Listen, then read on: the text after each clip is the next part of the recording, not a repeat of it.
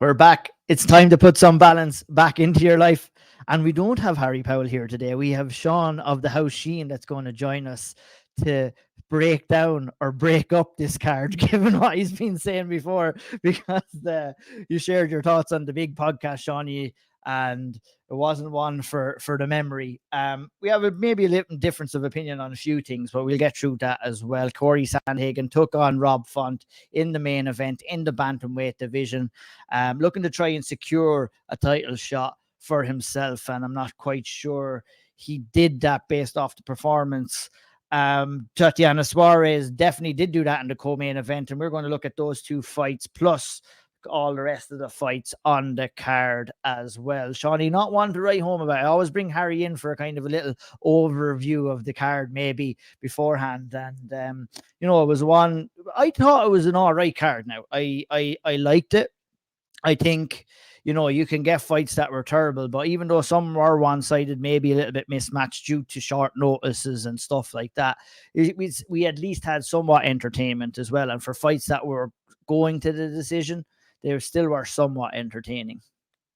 Yeah, it was one of those fight cards at event. And hello, everyone in the Balance Breakdown. How are you? Very good. It was just lackluster was the word I would use for it. Like there was a good few like rabid mismatches, like really bad, and like the couple of fights that were good were like extreme low quality in like a weird way, like the Damon Jackson fight and the Jake Hadley fight.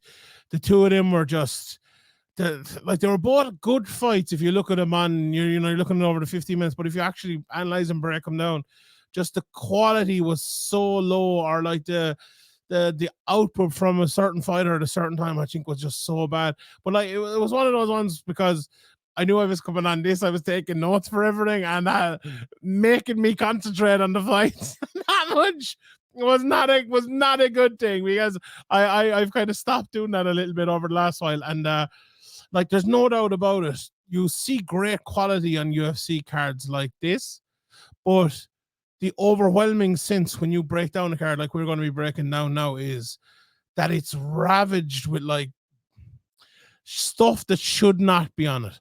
Like fighters that are not good enough to be in the UFC, matchmaking that's not good enough to be in the UFC, and fights that are like they're real regional fights, like real, even if it's like a very good scrap, but the level is just, you look at the Damon Jackson Billy Q fight, like neither of these guys are going to ever get close to being a UFC champion. I remember Dana White said about Joe Lozon before. Oh, if he can't become a UFC champion, why should he be in the UFC? Or someone like that. Like imagine if you said that now, you'd be getting rid of 3/4 of the roster. Like, so I think that like this to me wasn't a bad card in itself, right? And it wasn't a terrible card or anything like that, but it was just a real marker of what the UFC is today, that this is the most common card that we kind of get. And that's just not great, I don't think. Yeah, you think that maybe the energy of the crowd kind of helped things for better maybe at the start when the exciting fights, but obviously for worse in the main event and the way they reacted as well. How are you feeling about maybe the transition? Me and Harry spoke about it a little bit on the preview show, and that the Apex shows are getting less and less, and something that we kind of enjoyed a little bit, but something I would be eager to kind of maybe move away from a lot more down the line. Now maybe you could have your lower tier fight night cards at the Apex, but you would be only hoping that you might get maybe 4 or 5 of them a year, and that we start slowly transitioning into the arena shows. Are you kind of that opinion, and with the reintroduction of these arena shows with sellout crowds? Not really, to be honest. Like I'm a bad person to ask because I don't really notice. I'm just kind of watching the fights, or else like they're just on in the background. If something mad happens and I have to talk about in the podcast, I'll see it, type of thing. So I'm really a terrible person to ask that question Yeah. to. But what I would say is, right, the other side of it, I would look at it more from the fans' point of view. Like fans in Salt Lake City, or fans in Nashville, or fans in Dublin, or fans in Manchester, or Berlin, or Rio, or whatever, deserve and want to see top-class mixed martial arts. Now, they might be always seeing it with the UFC these days, but they want to see that in their locality. The UFC kind of have a responsibility. Like, you look at any game, right, in the world, and there is kind of a responsibility to have it everywhere in the world and have participation levels and spread it. And the UFC always said they wanted that, and they always did do that. In fairness, what they the proof was in the pudding, really. But in the last while, it really hasn't been. Like, I am really not too bothered if there's 7 people there or 1,700 people there or 17,000 people there. To me, it's all the one, to be honest. But it does feel a bit weird. Like, I was watching an event recently, and it was one of the events that was on during the day. I tweeted about it so people might be able to see it. But a friend of mine texted me, and he was watching it on BT or whatever. And he was like, why is this UFC on in a shed or something like that? You know what I mean? And I was like, oh, they've done this since the pandemic. I was like, but like, everywhere is back. Like, I just watched Man United playing there in front of 73,000 people. Like, why are they doing this? I was like, that's a great question to put to Dana White, in terms of, like, you're the one who's like, oh, the pandemic never existed in the first place. Yet you're the last vestige of that's still there. So yeah, that's probably another point. Like, they were the ones that were saying, like, oh, we don't want, when people tune in, we don't want them thinking about it. Well, like, they're the only place you tune in now when you think about it. Like, are we still in the pandemic with the UFC? You know, very true. Obviously, I think probably for financial reasons they've chosen, but it's like, well, like, I don't know. I've gone off the boil with the Apex now altogether, kind of. Whereas, like, it's grand. You'll see your Contender Series there now. You'll see the Ultimate Fighter, and that's almost enough for the UFC Apex. And I guess to my point about the crowd is, maybe I've just developed a special ability. Do you know the way in maybe in the car where you can change the settings, and you can change the bass settings, and you can change the treble settings, and you can change the fade settings. And I think I have an ability to tune in and tune out different settings throughout cards, where you're focusing on the fights, where I can listen to it with the sound fully up, but literally not take in any of the commentary whatsoever. Yeah. And then I might zone in on the fight and the crowd reaction a little bit. And I'm glad that I can do that, because maybe it's just me highlighting I have attention deficit disorder or something like that. I don't know what the hell is going on, but I do genuinely have an ability. I like to take in, like, the impact of the strikes, and that's what I liked originally about the Apex. But I also like to feed off a little bit of crowd reaction as well when I'm watching. That's how I can kind of consume it. I think MMA is also one of those sports, right, where you don't need a crowd. You watch a game of soccer without a crowd, and it's impossible. Like, once they put on the background noise, like during the pandemic, it's like, oh, thank God, finally it's watchable again. And it is. They did it in boxing, and I think One Championship did it as well. They put in like a heartbeat or something, and it was terrible. It's noticeable, and the reason is because you don't need announcers or sound or a crowd to tell you what's happening in a fight. You don't need the story to be told. Like, what's happening. Whereas in maybe a game of hurling or a game of soccer or whatever, you maybe need an analyst there to tell you that. But like, if someone gets knocked down, they get hurt. They get knocked down, they get hurt. And it was the best sport to have no crowd, to be honest. And it's still pretty grand to watch without a crowd, to be honest. So I don't really care too much, but it's just a bad look for the UFC, really, isn't it? Yeah, it is. Look, let's get into this card. UFC Nashville, Saturday night. Corey Sandhagen, Rob Font, the main event. And the story of the fight before was, maybe Font could insert himself into the title mix with a win. Corey Sandhagen with a win himself would throw himself maybe into #1 contendership. And I think, after the fight, neither of that is going to happen, really. It was a bad performance from Corey Sandhagen. I know you and Graham spoke about that on the podcast and spoke well. I agree that it was a bad fight. I agree it wasn't entertaining. But I do want to give Corey Sandhagen some leeway based off what has happened and the news that has come out after the fight. And that was that he tore his tricep in round 1 and, had to fight throughout the fight with that kind of injury as well. So maybe to give it more further context, Shawnee, I think me and you in what we like in fighters is very selfish. I think we want to kind of substitute safety for entertainment in ways, and we like seeing fighters taking risks. And I think we've been on the same page when we come to the criticisms of Israel Adesanya, in him kind of sacrificing entertainment for safeness and winning some of his fights before. And you can say the same here about Corey Sandhagen, but the reason I don't feel the same about those two is because, of what came out. I think I would be having a very different conversation right now if Corey Sandhagen came out and said he wasn't injured and just chose to fight that way to get the win. But it was, you did not like the fight. You did not like the performance. There's that thing, number one. And then I think it's Rob Font's performance as well, which would be number two. But let's talk about Corey Sandhagen first. I would.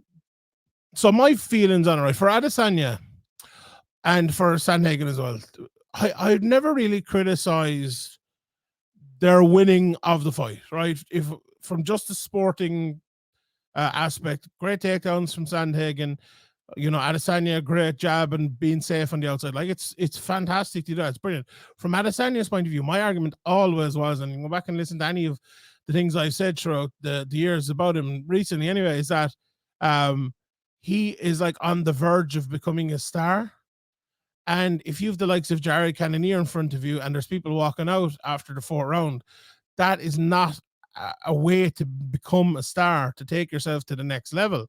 And I think Adesanya is so good that he should be doing that to take himself to the next level, right? With this one, it's a bit different, right? And I'm not that critical of Corey Sandhagen here at all. What I'm critical of is, no, do you know what I am? I'm someone who sat down at 5 o'clock in the morning to watch a fight and it was boring as fuck. What do you want me to do? Lie? Like, and that's a real, like, sometimes we're as media members, we try to be too down the middle and we try to be too nice about everything. It was a shit fight. It was a terrible fight. Let's be honest here. He did what he needed to do to win. What was it? The third or fourth least strikes landed in a 5-round UFC fight ever. That just shows it. Like, it was a bad fight, and you can have bad fights. There's no doubt about it. I don't necessarily think he performed badly or anything like that. Did Rob Font perform badly? Absolutely. But as you said, in short notice again.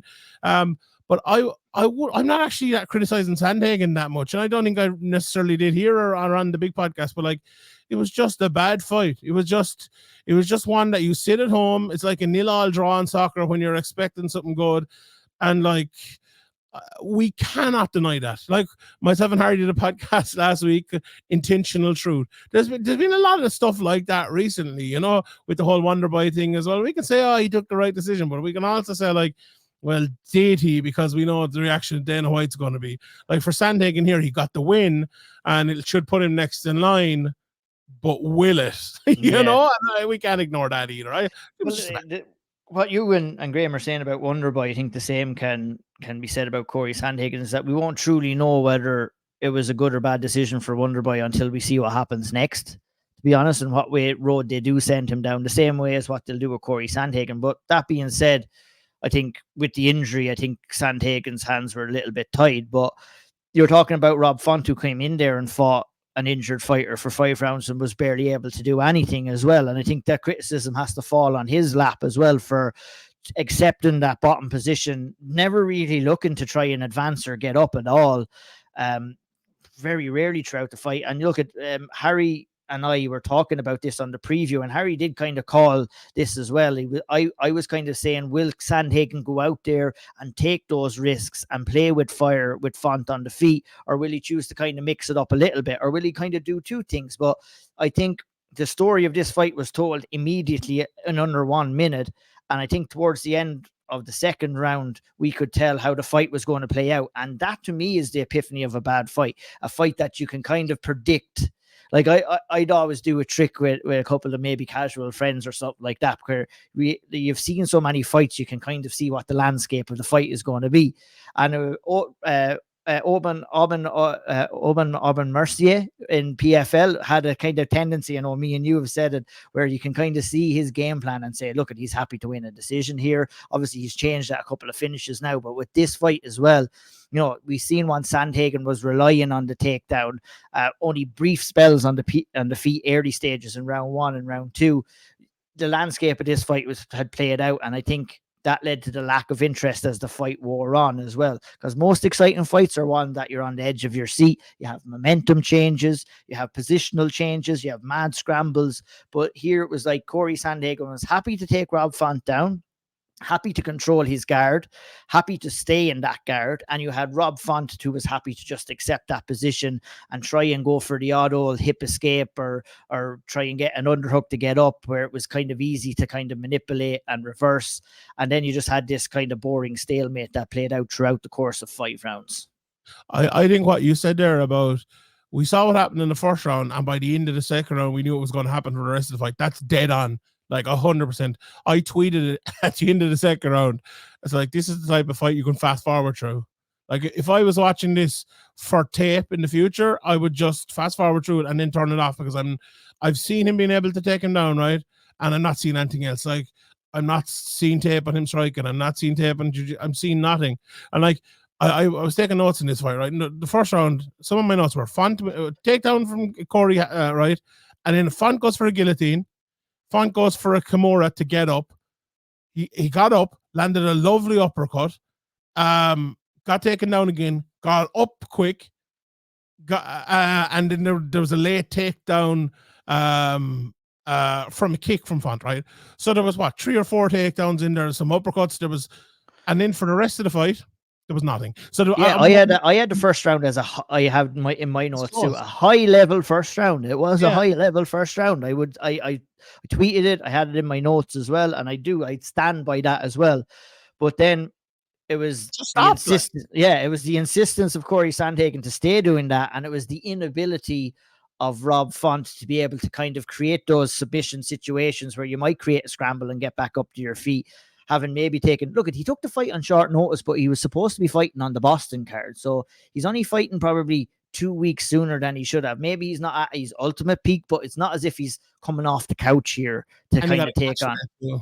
Yeah, and they got a catch weight as well. And that was important for both fighters here. And that even led me to think, Jesus, these guys didn't have to cut the extra 5 pounds. We might see a little bit more here.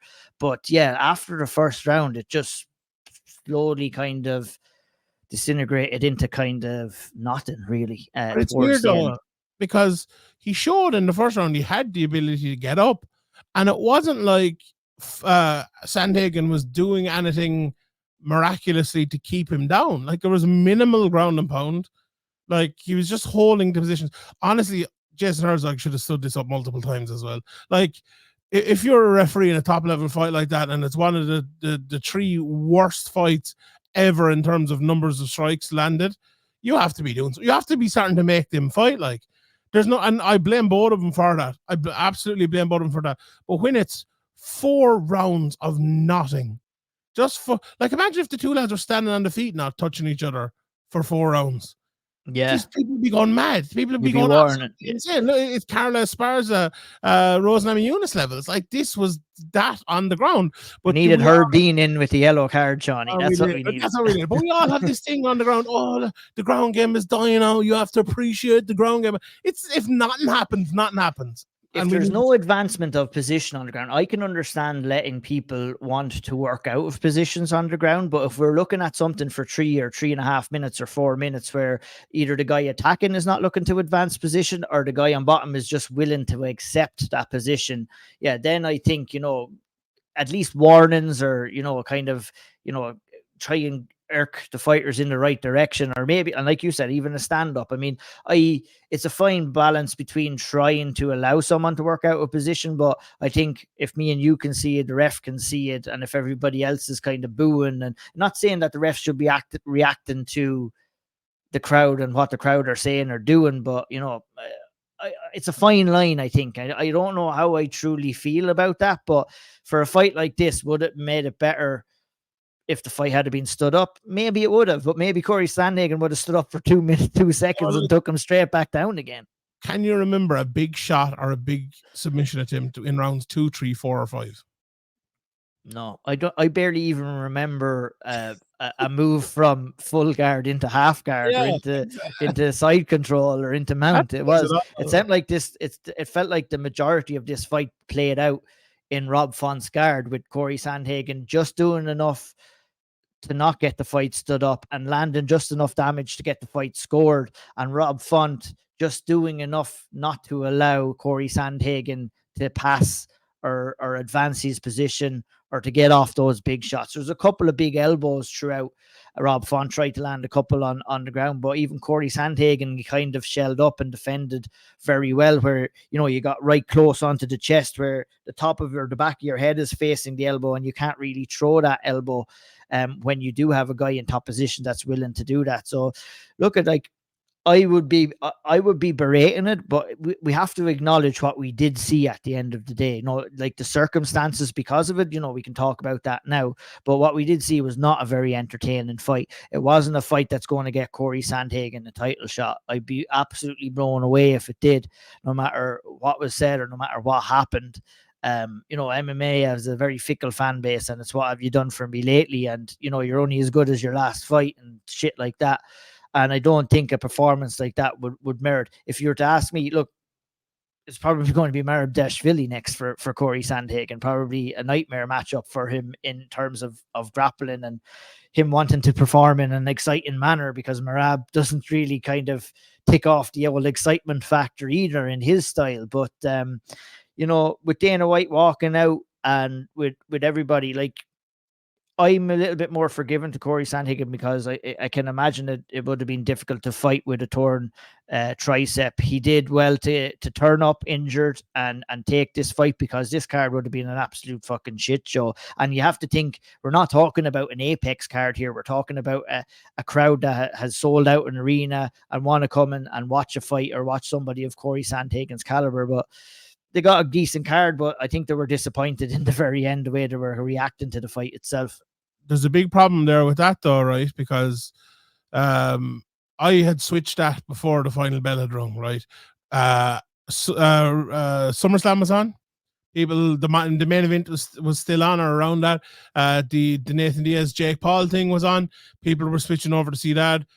I guarantee you, the vast majority of people didn't see his post-fight interview, and never mind his post-fight press conference. Like, I saw a video of him today about what day are we today, in Monday, 2.5 days after it, and that's the first I'd heard of it. You know, so, and like, I would think I like to keep my nose to the ground, my ear to the ground, or whatever it is. Like, the vast majority of people watching that, I guarantee you, they do not even know he was injured. So, like, no, he did mention it in the post fight almost straight away. He had an elbow injury and torn, but and that was the thing. Everyone has gone at that stage, you know. Yeah. And like, you know, you'll have people will be upset at the reaction to it, but the reaction comes from, you know, you see Dana White and you hear the stories of Dana White walking out after 4 rounds. So if the president of the organization is doing that, that's going to give the forthright to all of the fans or people watching in to do that and shit all over the fight as well. Yeah. Oh, Jesus, that was a brilliant fight. Oh, like, people are not going to lie. Like, it wasn't. Exactly. It's pretty simple, like, you know. It was. Look at next. We'll talk next quickly for Corey Sandhagen. What do you think next for him? I would think it's not going to be a title shot. I would think it's going to be someone like Marab. They'll throw him in there with a difficult matchup, get one of them pushed up, push another one of those guys down. Both kind of haven't really set the fires of excitement going in either of their last couple of fights. Well, not Corey Sandhagen, but definitely Marab. Yeah, maybe that, or maybe Petr Yan. You know, Sandhagen has lost to Yan before. Yan is going to need a fight as well. Like, so maybe that's the one they make. But like, this, it seems like this Merab versus Cejudo fight is something they kind of want to do again. What's going to happen with Aljo? Aljo's fighting in a few weeks. If he beats O'Malley, is he going to move up? And then is that going to be for the title? Say Merab against Henry, maybe. If it is, Sandhagen is not going to be next. He's going to have to fight someone else. Or maybe they'd make Sandhagen versus Joshvili for it. But look, if he gets that spot, great. If he doesn't, he's definitely going to have to fight again. So it's a tough one. Like, it will look. Everyone should just be sitting out here now waiting until the fight comes up. And also for Sandhagen, if it is a torn tricep, he's injured. He'll be out for 8 to 10 months probably. Will he? Be a long one. Them triceps, upper arm ones take ages to heal. So yeah, we mightn't have to think about that for a good while yet, I suppose. Yeah, and look at the whole landscape at bantamweight could be completely different if he is out for a long time, because I would expect Aljamain Sterling, if he goes in there and beats Sean O'Malley to move up to the featherweight division and eventually vacate that title. I think he's a big guy at that weight, and I think he's kind of sick of cutting weight. He'd be a fool to do it. I tell Marab, go fuck yourself. I'm the champion. I'm not moving for you, boy. Bet me if you want.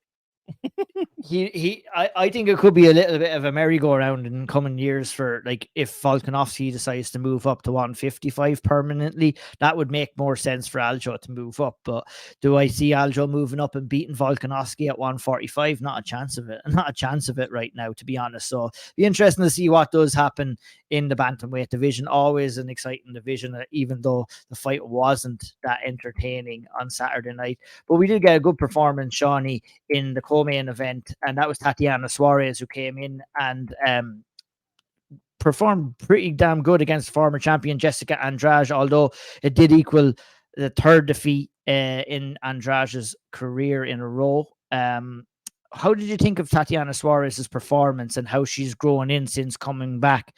Me personally, I felt that it was a much better performance that we seen against Montella Del Rosa in the last time out. I was a little bit wary that it was a good jump up in competition, but she did well to keep the fight on the outside, keep Jessica Andrade out of the pocket, and integrate takedowns whenever it kind of suited her. When she did draw Jessica Andrade out through a little bit of frustration, it was a good start for her. Landed well, got the takedown, although there was a couple of chinks that were on show at the end of the round, like you mentioned on the big podcast. And, you know, those are the moments in fights that I look at and I try to compare against the champion as well. And I feel with Suarez, it's a great story and it's a brilliant comeback, but I think we haven't seen Zhang Weili in quite some time, and we've kind of forgotten a little bit about how good she is, although she has been a little bit up and down. But we were going to get the chance to see her fight pretty soon, and we might be reminded of that as well. And I think the comparison will kind of get a little bit clearer to both you and I and everybody else when we do eventually see Zhang in there and see what developments that she's made. But Tatiana Suarez is a dangerous competition for anybody in that 115-pound division, with her size and with her style as well. She just always seems bigger than everyone, doesn't she? That's the one thing she has. And plus she has the wrestling advantage and the strength advantage over most people as well. Look, if you're to take out 2 minutes of this fight, the 1 minute before the end of the first round and the minute during the interval between rounds, if you were to just throw them away, you would say she's going to be champion for sure, right? And I'm willing to kind of throw them away, and I do think she will be a champion. I just think she is unbelievable. And look, she has Patchy Mix in her corner as well. And if you look at him and the improvements he has made in a similar way that she needs to make them over the last couple of years, you couldn't have someone better, right? You literally couldn't have someone better in a camp, better where I don't even know what his camp is, but whoever's done it for him, it's exactly what she needs, right? So what happened in that minute and the minute between rounds, in that minute, she just kept panicking and getting caught by strikes and just is like, oh no, shit. Everything I've learned, this like be calm, jab, be long on the outside, just went to shit. And she went full Ronda Rousey. Let's be honest here. She went full Ronda Rousey for a minute. She got into the corner and she was panicking. She was like, oh no, well, I'm losing. I'm like, just like full on panic. And then they were kind of telling her, you look great. And like, it was mad for someone who was so good and so dominant. Yeah. To have such a kind of low opinion of herself, I suppose, in that moment was absolutely crazy. But you know, that's how you get better, I suppose. You look at that and you improve on that. And if that can improve and that hole can be taken away, it's a very hard hole to take away. But if it can, she'd be unbeatable. But what she needs to do, even more than she has been doing, is fucking wrestle. I don't think she did it enough against Andrade. Did you see when she got that ankle pick? And it wasn't even really an ankle pick. It was kind of like the side of the foot pick and just pulled her. That's the strength of her and the technique to be able to pull her down and get on top. She is unbeatable when she gets you in that position, and it's very easy for her to get people in that position because she can do that from anywhere. So I think she's brilliant. I think she's absolutely fantastic. But as you say, Zhang Weili is also fantastic, and if she can stop a takedown, look, if she gets taken down 5 times over and over and over, it mightn't take 5 times, and because Suarez will win the fight, but if she can stop 1 or 2 of those takedowns, I don't think it's going to take 5 stops to beat her, because she will beat her up on the feet, like she will destroy her on the feet. It's going to be a great fight. I hope it happens. And that's the kind of thing when you're looking at Tatiana Suarez, you have to look at those small chinks in the armor where, you know, she lost a little bit of confidence, where she kind of got outrooted from her game plan, because I think her game plan on the feet to start the fight was very cool, calm and composed on the outside, using the front teep kick to kind of get Jessica Andrade at bay, not to allow Jessica Andrade in the pocket where she can get off some of her heavy punches and big shots that she likes to do. And then, you know, when you're on the outside too, you can set up those takedowns a hell of a lot better as well. You can kind of shoot in and have that little bit more ferocity in the takedown and drive through that double leg a little bit more as well. But look, she has the key. Like, we have to kind of look at this as, you know, the second coming of Tatiana Suarez, and this is only her second fight back after a little bit of a layoff. And look, she's had the trials and tribulations of cancer and bad knee injuries and everything like that to come through. So I don't think her mentality at all should be all that questions. I just think it's a lack of that experience inside the cage. Like, Jessica Andrade was the highest level of competition that she's fought in many years, and you know, you have to go in against those type of opponents to kind of test yourself and to find out how you react in those situations. And I think she did find that out, and we found that out. But now you go back to the drawing board and you'll be able to work on it again. But for you, Shawnee, do you think, look at 32 years of age, time isn't on her side? Obviously, the lack of activity and not being in there and taking damage, you know, maybe she will have a lot more durability at this stage of her career than other 32-year-olds that have been competing throughout their career without any injuries. Do you put her in a number 1 contendership fight next, or do you just put her straight in with the winner of Lemos and Zhang Weili? I think you probably put her straight in there, because look, when Yan Xiaonan kind of put herself forward as the next person, I think, like, okay, she's going to get it. And then it was Lemos. And it's sometimes what have you done for me lately? And it's hard to look at that sort of performance, right? That she put on against Jessica Andrade and was so dominant in doing it, even though Yan Xiaonan did it quicker and some would say better. Like, I think Suarez is probably going to bypass her now. You know, maybe the answer to the question is put Yan Xiaonan in there against Suarez, as you were kind of alluding to there, and we'd answer all those questions. But I just have a sneaky feeling it's going to be Suarez next. I think Zhang Weili will get past Lemos handy enough, and I think it'll be Suarez. What do you think? Like, maybe the number 1 contender fight would make sense. I think one more would get her more ready for Zhang Weili, but I don't necessarily think that that's going to happen, to be honest. You know, I think if she was offered it, and I think with the UFC wanting to market Tatiana Suarez's story as well, I mean, she's undefeated, like a great comeback story as well. You know, all the signs would be leading that the UFC are going to put her in there at 125. I'm not sure who else is kind of sticking out right now. Obviously, I think with Suarez, she has a good head of steam picked up there, but it'll be interesting to see what happens. Will she be at that fight? If she's smart, she'll be asking to be attending that fight, and to look at it from the sidelines and kind of start, what did Joey Diaz call it? That's the seed. Grow the seed for that fight. So yeah.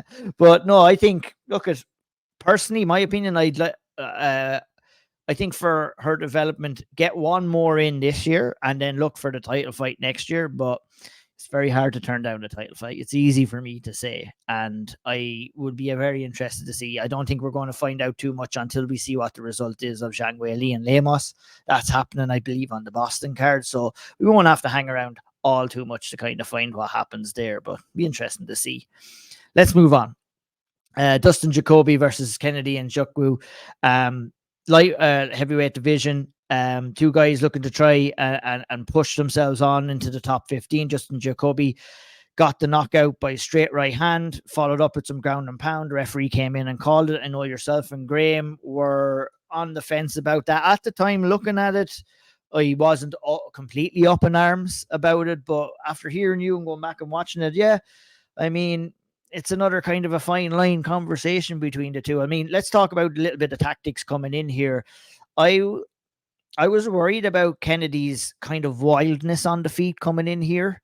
And funnily enough, it wasn't his wildness that caught him in the end. He just got caught chasing Jocoby a little bit, and he got caught hunting for the finish a little bit and just walked straight onto that right hand. And, Jocoby coming in here with glory kickboxing background and a very versed striker on the feet. You can't make those decisions, or you can't make those mistakes against a guy like Jocoby, who is tried, true, and tested as a pure striker. And, Kennedy found out the hard way, and, you kind of said it with the ref. Maybe he should have given him a bit more of a chance with the finish. It was a sweet shot that put him down. He, like Graham said, the fight tactics, to see the referee coming close, you have to swarm. You have to land those shots, or the referee is not going to step in. He did. The referee chose to step in. What are your thoughts on the performance of Jocoby and Kennedy themselves? And also you can maybe talk about the finish as well. Yeah, I think this is exactly what I expected to happen. Like, I thought Jocoby would win early. It was all about whether Kennedy could get through it, whether the storm and kind of come late when the technical aspect isn't the most important part of the game, and that's what Kennedy has been making his name on over the last while. The problem is here, he fought probably the best technical striker that he's going to meet in the mid, I suppose, ranges of that division, and he put him down. So I think that, for me, as someone who is not the biggest fan of, say, the light heavyweight and the middleweight divisions, to be able to kind of call that straight down the middle before even going watching tape, I think it was a pretty easy one to call in terms of that. Like, my bet was either go, just to finish inside the distance. I thought it was a guarantee, and it was. And even I do look, it was I think without a shadow of a doubt an early stoppage. Like, at the time, I thought it was an early stoppage, but then I didn't really see many people complaining about it or anything. And then Graham complained about it. And I was like, well, yeah, I do agree with you, and then I've seen a few more people saying the same thing. So yeah, I think the kind of consensus on this was my initial thought that it was an early stoppage. But at the same time, I think someone was getting knocked out in that fight either way. It would have taken a lot for that person to be Jocoby to get knocked out. I think it would have to take Kennedy to get all his wits back about him. It would have to take Jocoby to tire, and it would probably be the third round before Kennedy would get that opportunity after what happened. Look, the probability of what would have happened there, and I hate saying this because we never know, but it probably would be in a bit of ground and pound. He would have got a finish anyway, or they would have let him back up to his feet and probably knocked him down and knocked him out again. So yeah, it was one of those stoppages. It was a bit like the James Webb one last week, but yeah, that's the one I kind of said. Like, I cannot get mad, and I did not get mad, but I did say, and I called it on the old triangle, that it was like, I felt it was an early stoppage. I know you were saying it the same as well, where the referee putting some pressure on to work where he was working, and it's allowing these fighters the opportunity. I think with Kennedy, he was protecting himself well, whereas that he wasn't taking any clean shots. What you don't want to see is a fighter with it covering up where he's taking shots where his head is bouncing off the canvas, and we didn't really have that. And look, it's always, I've said it time and time again, it's better to have an early stoppage than a late stoppage. But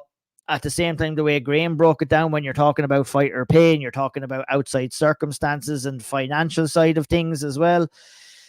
It's obviously a very difficult job for the refs, but Graham mentioned Pat Barry and Chet Congo, great show. I mentioned way back, I'd be thinking Frankie Edgar, Graham Maynard, and the fights that they had, and I mean, they were classics as well. Whereas that Frankie Edgar, based off what the referee done, would have been finished in one of the first exchange in that fight, and we didn't see. It's about maybe allowing the fights to play out a little bit more, and maybe a little bit more clarity and confidence from the officials on what is intelligently defending yourself and what not is intelligently defending yourself. Because when you get hit in the face, you have to allow yourself the ability and the time to recover as well.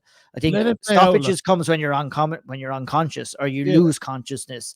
And I think that Kennedy was buzzed in that fight. He got his bell rang and sat down to kind of damage limitations on the rest of the kind of output that Jocoby was going to fire, but the referee took kind of the business into his own hands there a little bit.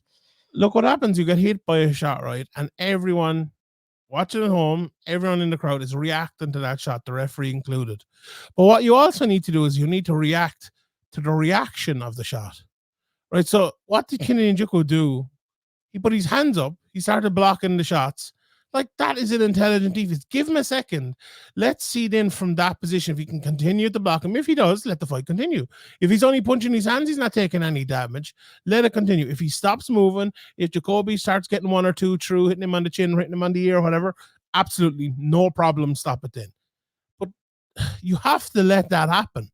Like, we know these lads know what they're getting into. This is not tiddlywinks. This is mixed martial arts. Let the fight play out. Let them have their opportunity to recover. And if they can't, like, as you said, if he's knocked spark out, don't give him any opportunity to recover. Stop it straight away. Absolutely. I would never, ever advocate for anything else. But if it's like this, where a guy is like clearly getting up, or like that James Webb one, where he showed 6 signs of intelligent defense and he was given 5 or 6 warnings. It's like, come on. Like, just and those warnings as well at that time with Webb, it was more so like you're warning and then you're not allowing any time for any change to happen, and then you're warning again. So like James Webb in that situation, not to kind of reiterate or go over on it, is like you have to put yourself in the fighter's shoes where you're actually buzzed and you're not completely with it, and then you're trying to concentrate on not taking damage, plus trying to listen to what the referee says, plus trying to realize where you actually are, and kind of get your wits about you to see what you want to do next to safely get into the next stage of the fight. And when you're getting warnings every 2 seconds, it's completely changing your mindset and how you're thinking. And I just didn't like that. And let him fight. Like, I actually think like referees should be way less vocal in moments like that. Let them fight. If the fight needs to be stopped, get in and stop it. A fighter knows.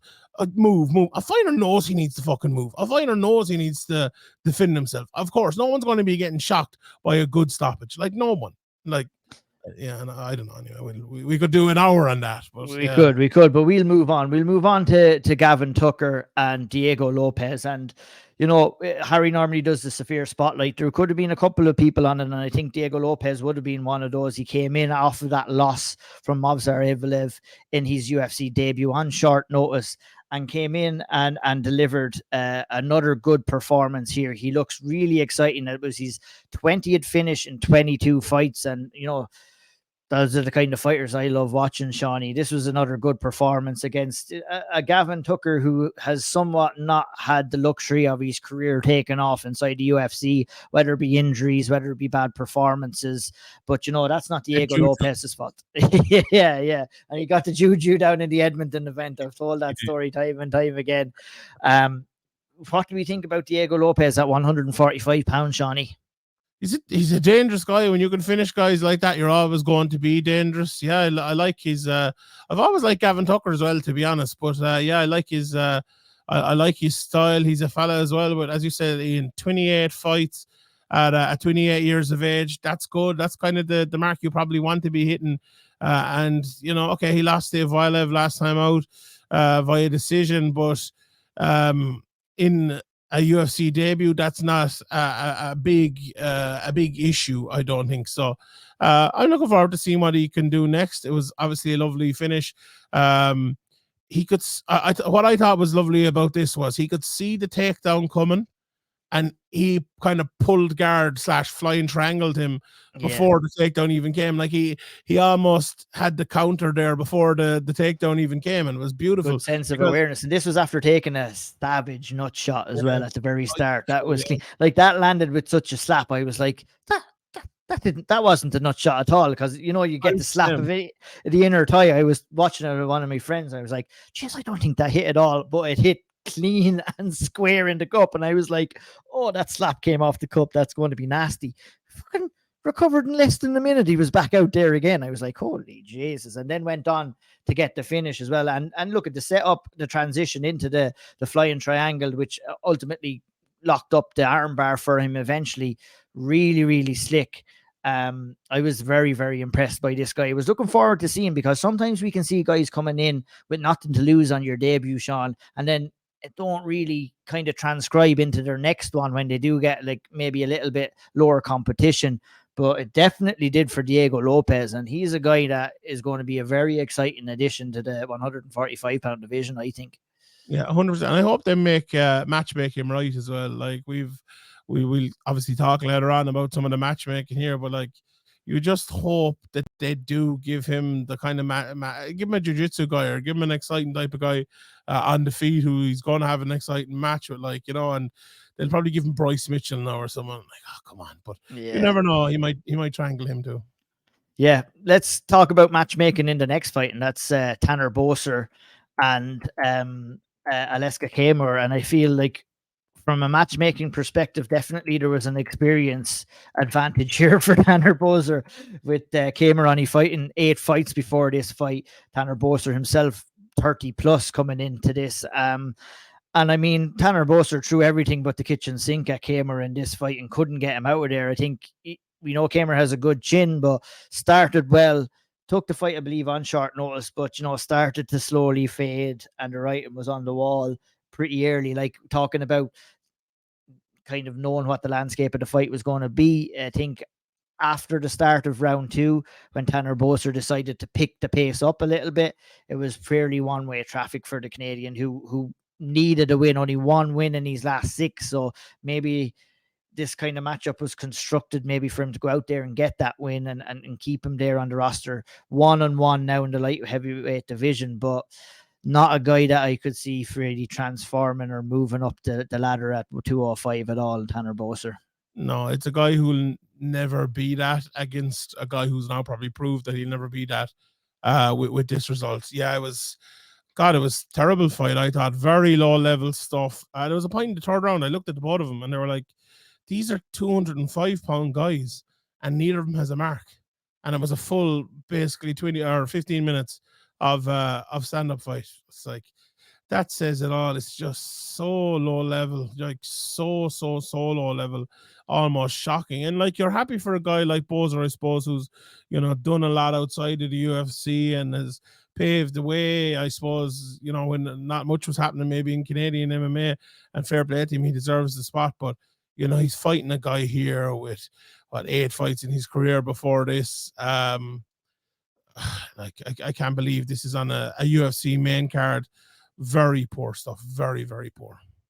Yeah, I mean, yeah, no even point in talking about what's next there. We'll move straight on to the lightweight division between 2 prospects as well, and that's Ignacio Bahamondes, who took on Ludovic Klien.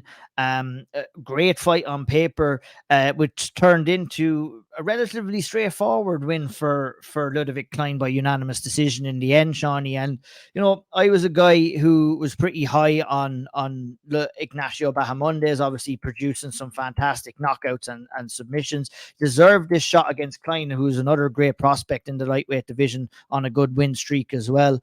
But Klien just proved to be a little bit too much for him, too experienced and a little bit more well-rounded on the night for Bahamondes. But I kind of label this a learning curve for Ignacio Bahamondes, and he'll learn a lot and he'll come back. And, you know, I'd still, you know, when I say I'm high on him, I like watching him fight. I'm excited to see his name on cards. I think he does have a lot to do maybe to even insert himself into the top 15 or top 10 of the division. Like, we know a lightweight is shit hot right now, but Bahamondes is kind of a guy you could maybe see Paddy Pimblett being matched up with next or somebody like that. That's what I'd label him now. But thoughts on the fight first, maybe before we get into what's happening next. Yeah, I think this was good matchmaking and not a bad fight at all. I think it was good matchmaking because Bahamondes probably came in as a guy, as you said, Ian, like, you watched him before, I watched him before, and think, oh, this guy is an exciting fighter, good. What's he ceiling, I suppose? And we kind of found it at this stage of his career. Now he might improve again from that. But the problem is, right, when you fight like Bahamondes, and, you know, I'm looking at the weights here, and he came in at 156. You know, this didn't look like a lightweight fight, you know, because Klien is a big guy too, and Bahamondes is big and tall. When you fight that way and you're a little bit bigger, you can't keep that up for 3 rounds the way he fights on the outside and moves a lot. And the problem here is Klien hurt him bad early. And he got back. There was a stupid takedown by Klien. I thought he could have finished him, although he wants to get the takedown. But it was a possible 10-8 as well. So maybe we can't criticize him too much. But yeah, I think with that takedown at the start when he hurt him and took him down, I think it was maybe a sign of like, I am better than you everywhere, where it was this kind of maybe wanting to prove it, physically and mentally to Bahamondes, whereas I'm going to take this fight away from you no matter where it goes, and kind of leaves Bahamondes in kind of a questionable mindset coming into rounds 2 and 3. And that's exactly what we've seen in rounds 2 and rounds 3 as well. Bahamondes second guessing everything, not his natural flow himself. 100%. And that was the fear I feel that he brought in. And that's, you need fights like that if you're Bahamondes to kind of figure out and fight through that. So maybe he'll learn from that kind of thing. But Klien just really proved he was the better, more well-rounded fighter and beat up Bahamondes bad in round 1, and that set the kind of curve for the rest of the fight. Bahamondes just could not play his game. He was just playing a lint game in rounds 2 and 3. And like, you might, to the Andrade or whatever, you might look at it and go, oh, well, that's the way he fights. But it's not. It's a movement game. It's like a variety game. And he was just kind of standing there trying to jab. And like, when you have a guy like Klien who's used to fighting guys like that, and he's coming in with body shots and coming in with low kicks, and like, it's just impossible to beat that type of guy when you can't fight your game. And it was the early knockdown that did all of that, I think. And he just, like, Iggy Baha just could not move. He just couldn't move from that point on. It was a good win for a Klien. Bahamondes was, I believe they said on the comms, he was a world champion kickboxer at 14, right? So you're coming in with a mindset that, I'm this striker, I'm this guy, and Ludovic Klien drops you in the pocket. And it was clear throughout the fight that Klien had the bigger power of the two. Maybe Bahamondes was more technical, but I always look at that from a mentality mindset, whereas that will absolutely crumble your confidence in there when you're going in there thinking that you're going to be the better, quicker, more powerful striker, and you get dropped.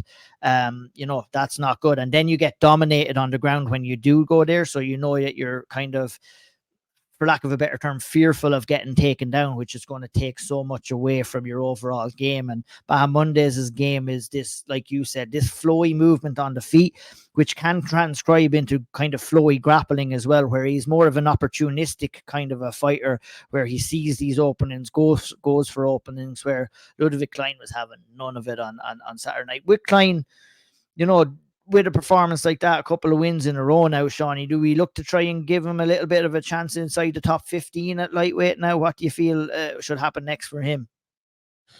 It's hard to know, really, because like his last loss was to Nate Landwehr, who is like a massively overrated fighter and who's lost a couple of times since. So when you have that, like, you have a guy who's kind of now getting exposed as your last loss, I think it makes it very hard for you to climb those ranks. Like, you look at his win column, and like Mason Jones, like, we know who Mason Jones is and how good he is, but like, what's the standout win outside of that? There really isn't one. So does he have the possible ability to make it there? Probably not, right? But maybe, like, when you look at a guy like that, I always mention Rafael dos Anjos. Like, Rafael dos Anjos to me was a guy who had a similar sort of record, out of his last 10 fights, he probably always had won 7 or 8 of them, and even more, I think, for dos Anjos. But a very good athlete, very strong. And if something can click for him, he could do. But, like dos Anjos, for me, I'd be very surprised. Yep. Absolutely. On to the next one. That's Kyler Phillips at featherweight, or bantamweight, excuse me, who came in to fight Honey Barcelos. And, you're talking about something trying to click. It was like that for Phillips in this fight as well. Barcelos kept moving forward. Phillips was looking good early days, but kind of faded as the fight went on, whereas Barcelos was moving forward, not offering a whole lot, walking onto a lot of shots, but still making it difficult for Kyler Phillips. And it was like something that we, he needed something to click in that fight, whether it was a combination or something like that. But as the fight got on, I think he kind of got out of a finish mindset and more into, okay, I need to kind of damage limitate, and I know that I'm better than this guy, so I'm not going to take too much chances and go on to win the decision. Is that kind of what you've seen as well? 100%. Like, the word you use are better. That was it. He's just a little bit better everywhere. And I thought Barcelos at times, and this might be a bit of a stretch, but he reminded me a bit of Nate Diaz at times. He's like, I'll take a win where I can get it, type of thing, and then he was kind of inability to throw a jab. yeah, that's it too. He's kind of getting his back almost taken it a couple of times. Kyler Phillips started jiu-jitsu when he was 3, and now he's 28, and he still doesn't have his black belt. Come on, what's the crack there? How much of them fucking gym fees he's paying every month? That coach, give him his black belt, for God's sake. Well, that's what I said. I was like, if he had went and got the knockout in that fight, they probably would have rewarded it to him. So he almost got a submission at one stage. He did, yeah. But the way they do it in the UFC, that they only reward black belts after you knock out somebody. That's there. true. So that's true. Yeah. He's back after a little bit of a layoff in the bantamweight division, and I think for me with Kyler Phillips, I'm going to have to see a hell of a lot more and I'm judging this based off the quality that already exists in the bantamweight division, both inside and outside of the rankings as well, where it's a dog-eat-dog world there at 135. And, with Phillips, it'll be good to see him back in the win column, but I'd seen him perform previously where I was like, geez, this guy has a lot to do about him, but more recent performances and a run-in with USADA would suggest that, maybe he's going to find things a little bit more difficult in the bantamweight division. I think he's the type of guy, right? Let's say Kaelan Cochran gets a win coming up here in Paris. I think he's the type of guy that could be next up for Kaelan Cochran. So maybe Great shout. I know Kaelan is mad to get Cameron Simon as well, but I think the way Kaelan Cochran talks, that he's not going to have any shortcoming of opponents inside the UFC. He's mad to get a shot at everyone, that lad. He wants to go at everybody. Next on tap here, Shawnee, is Carson Harris, who picked up a come from behind win over Jeremiah Wells. I know I watched this fight, and I mean, the story of this fight was Jeremiah Wells was just completely dominant in round 1 and round 2 and just let this fight slip through the grips. I mean, 2 veterans in the game right now, 2 of them aged 36 years of age. And I mean, how do you win and lose a fight in one fight? We'll go and look back and look at this one, because Jeremiah Wells did that. Got caught up into the grappling of Carson Harris, got stuck in an anaconda choke, which, Carson Harris is his second one inside the UFC. He's famed for that. So, I mean, not great fight IQ from Wells to kind of get himself into that position after dominating rounds 1 and rounds 2. Almost tired himself out a little bit and got caught in the choke eventually. But this was just, you mentioned a couple of regional fights. This was a very regional fight in terms of, you had the lopsided one-side fighter winning for a couple of fights and then gets caught into something silly towards the end and lets the fight slip through his grasps. Yeah, I was making a rasher sandwich during the start of this, and I missed a bit of it, but I came back in right. My 2 takeaways in this, right?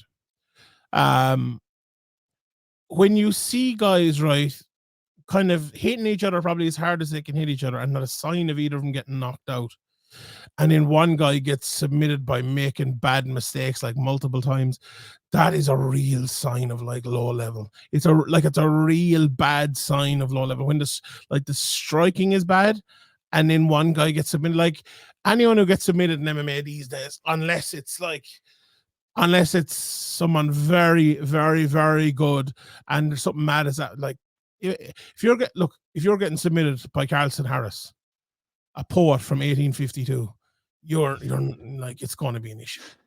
Definitely is. And it was an issue. He got submitted, and Carlson Harris will move on to probably just become a gatekeeper for the outside of the outside top 15 at 170 pounds. We shall move on. Billy Quarantillo, Billy Q took on Damon Jackson. This was a fight that I was actually looking forward to ahead. Sometimes I wasn't expecting it to be a great high quality fight, but in terms of standard with Bazukja and Rug, it was going to be so bad it was going to be good, and I kind of felt like that with this as well, where not likening to the same skill set that Quarantillo has and Damon Jackson has to Rug and Bazukja, but both equally similar kind of skilled fighters, which on paper you would have expected the both of them to kind of meet head first, and that happened from round 1. But the big surprising thing for me in this one, Shawnee, was how far Damon Jackson fell off after round 2, and his inability to maintain that kind of pace throughout the fight, where Billy Q just fucking swallowed him up in rounds 2 and rounds 3. Yeah, like this is a weird fight because my first thing I'd written here in my notes is another mismatch, and it did look like that in the first round. Jackson was absolutely smashing him, and like the thing about this one is like I actually like Billy Q an awful lot, and he's one of those lads, who will keep trying and trying and trying. He'll probably stick in the UFC for a good few years because, like, he could be the next Jim Miller, he could be the next Joe Lozon or someone like that who never really makes it to the top 15, maybe, but is always there and. He will last longer in the UFC than someone who's probably a better fighter than him that I think Damon Jackson is, because sometimes you can be if you've too much quality at times over other lads, it almost brings you down because you're not going to work maybe as hard as them, and Billy Q has to work hard.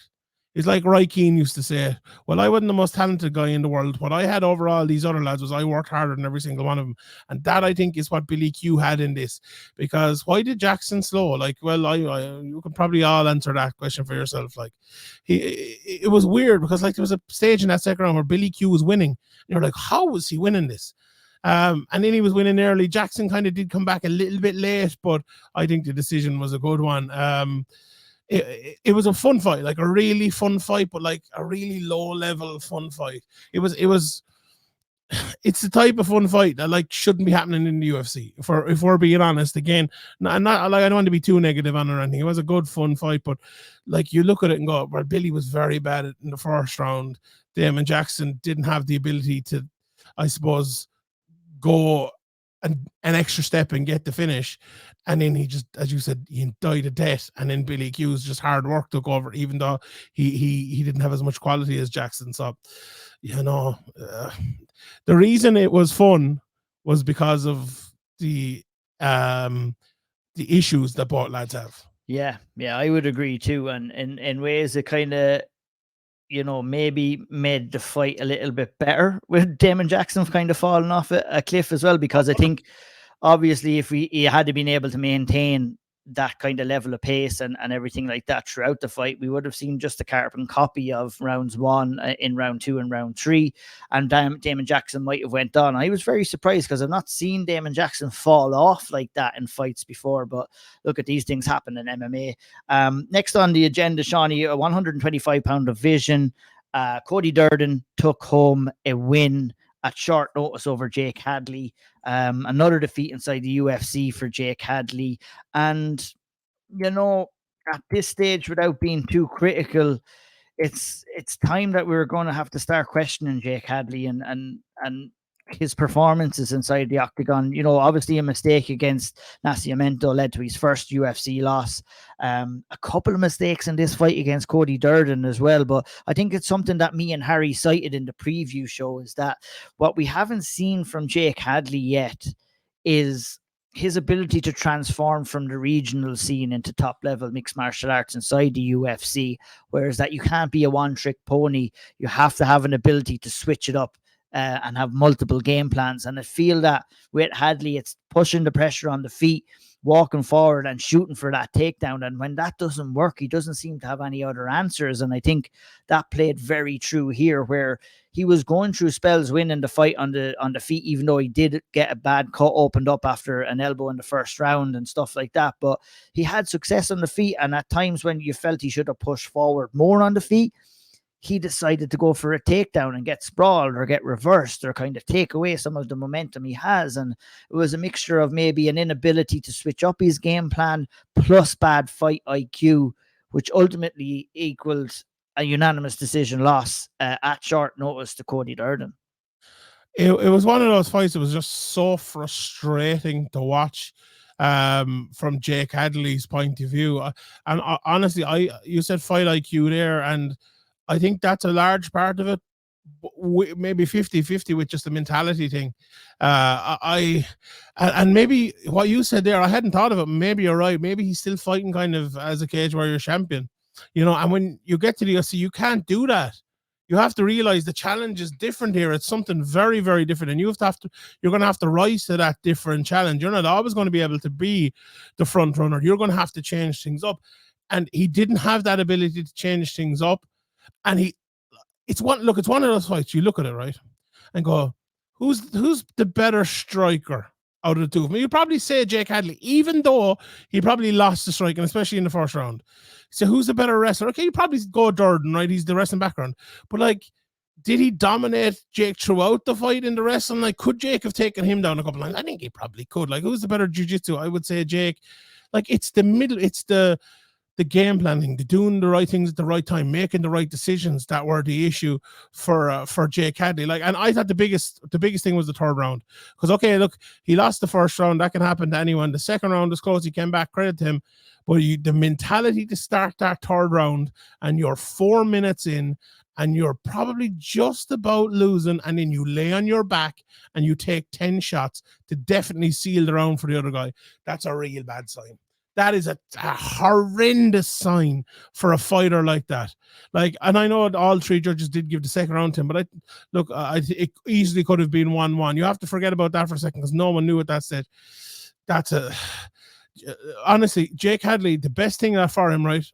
And not to go full Nazim Hamed here or anything, but if he got cut and went back and had 4 or 5 more fights in the UFC, in Cage Warriors, it would be the best thing that ever happened to him, I tell you, because he has all that ability. I truly believe in Jake Hadley's ability. I think he's a very good fighter, but he does not have the mentality yet, the fight IQ and all of that to be a top fighter. He just doesn't have it yet. There's no doubt about it.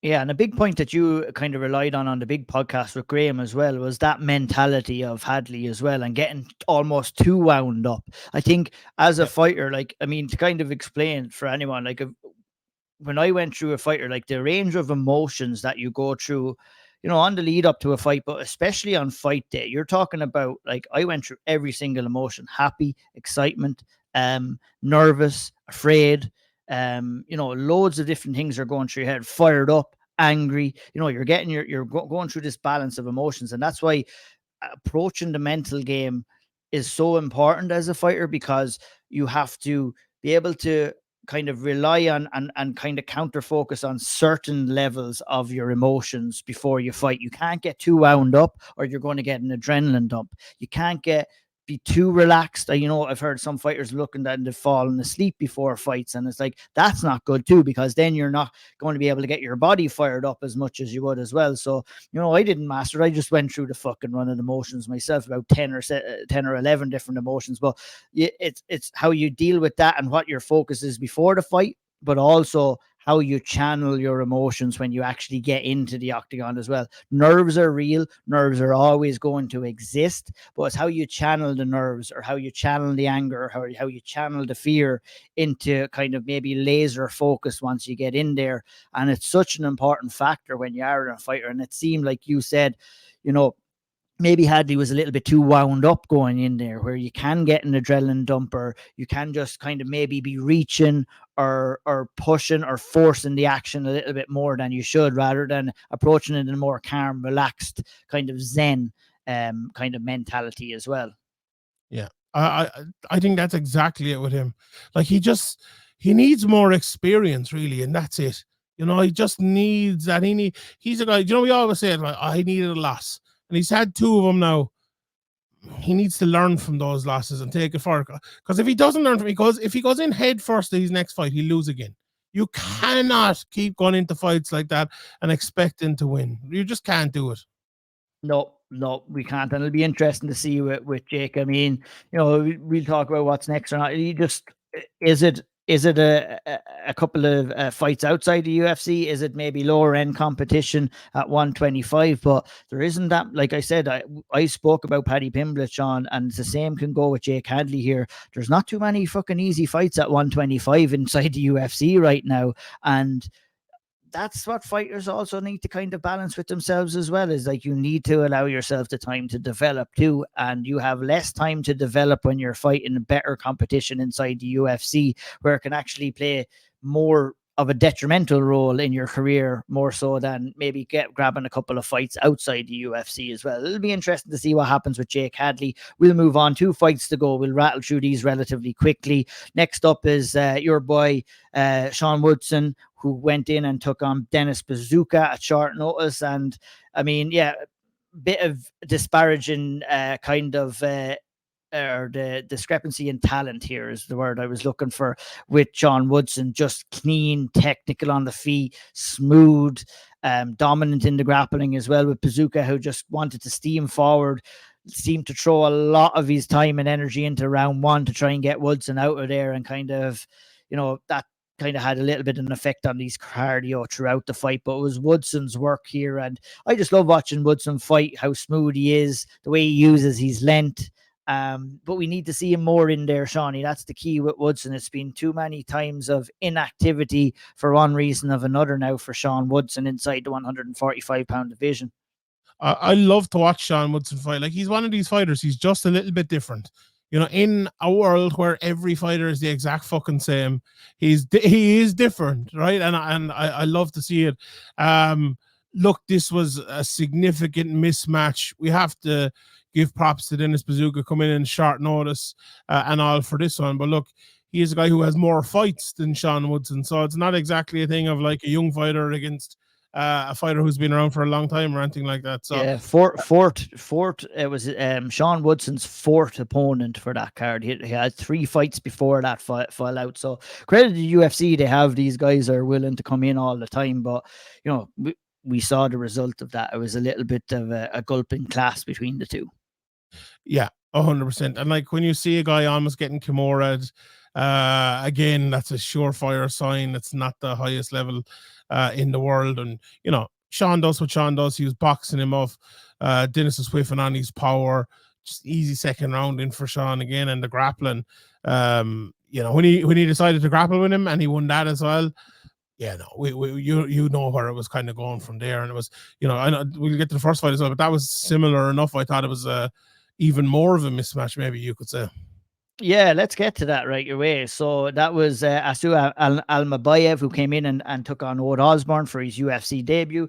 And like Osbourne, when he's on, is a pretty tricky guy. And, on paper, it could have looked like a tricky kind of a UFC debut fight for Almabaev. But it was pretty clear, Sean, as the fight kind of progressed into the first round, that, Almabaev has a lot to do here and is a good fighter, is a well-rounded fighter, and another great addition to the 125-pound division. I really enjoyed this performance from him. And it turned out to be a bit of a mismatch in the end. That being said, rear naked choke finish in round 2 for Almabaev, and a very good UFC debut, and one to remember for the Kazakhstani fighter, I want to say he is he? He is indeed. He is. He looked very good. And the reason I said this was a mismatch, I don't think Odi Osbourne is that bad of a fighter necessarily, as you said there. But this lad is a fantastic fighter. Like, you look at some of the guys he's beaten out in Britain, like he's beaten Zach Makovsky, who we all know has been around for a good while. Like, he's beaten lads with 30 fights, 10, 15 fights in his career as he's coming on the way up. Even back in the day, he fought Tagir Ulanbekov back in 2017 in his third, fourth fight. Like, that's the level, and he lost that fight, okay, but still he's fighting that level, and he's only lost. He lost twice in 2017. He hasn't lost since. He's on an absolutely unbelievable run here right now, and like, if you were to look at and finishing fights as well at 125, which is, with the 125-pound division being shit hot right now, being able to go out there and finish these guys will be very, very important. And look, we can talk about other fighters that can't do that. I mean, with Durden, he couldn't get Jake Hadley out of there, nor could Hadley get Durden out of there. And that'll prove the big difference within the 125-pound division, and who gets that push up and who doesn't. I actually like that fight maybe next, Almabaev against Durden. I think Almabaev would beat him, to be honest. I think he's very, very, very good. But as I said, look, with this one, maybe I call this bad matchmaking. I didn't, hold on, a mismatch, but maybe not necessarily bad matchmaking. It's his first fight into the UFC against a guy who's probably a step up from entry level into the UFC. He beat him with ease in a mismatch. And I think the type of Durden move would be next. Like, you look through the card, right? And apart from the top 2, Tyler Durden, I love that Fight Club shout out there. Yeah, indeed. Oh, yeah, sorry. Apart from the top 2, I think Almabaev is the guy. If you were to pick a UFC champion out of this card, I think he'd be the one. I think he's that good. Very good. Very good show. Very good show. Yeah, and it'll be interesting. That is the card. That was it. We wrapped it up. Just to finish off, Shawnee, maybe we're after going through a couple of cards now where finally the fucking focus of conversation has gone off the judges. We had a pretty good solid night of cards, easy fights probably to score as well at the same time as well. But I believe the judges were only off on one round, I believe, or had a difference of an opinion on one round in all the fights that went on. And it was, I think we did well not to talk about judging. I didn't want to talk about judging because I know you talk about it quite a bit, but it's nice and refreshing that we've gone off this kind of let's berate the judges, because it was getting very, very tiresome. And look, I'm not saying it's not going to happen again, but it's nice to have a couple of cards and a couple of events where nobody is talking about it as a topic of conversation. Yeah, and I've one of the best judging stories ever to tell for the last couple of that's what I can't tell it. It will be told at some stage. But yeah, indeed. Like, but as soon as a pay-per-view card comes around and there's a main event that goes to the decision, we got through the last pay-per-view without any big drama now, which was good. That was the big tester. So come on, Justin Gaethje. But like any fight that goes to decision, even if it's clear, like there will be people roaring and shouting about it. Like there just will be. And look, that's something I've had to, console myself with over the last while. But sure, look, these things happen in MMA, as they say. They absolutely do. And what has to happen now is we're going to round it up for today. Thanks to you, Shawnee, for stepping in there into Harry's shoes and coming in and helping me break down this card. Harry will be back next week. We'll be looking at Rafael dos Anjos versus your favorite fighter, Vicente Luque. Of all time, Vicente Luque. Let's go, Vinny. Let's do this. We're on a tough run at the minute, but that'll be an interesting fight. Some Brazil versus Brazil crime. We'll be back to preview that show later on in the week and break it down obviously next week as well. Follow Sean Sheehan at Sean Sheehan Bat on Twitter, on social media. Follow me at IO'Neill MMA. Look after yourselves, take care, and we'll talk to you soon.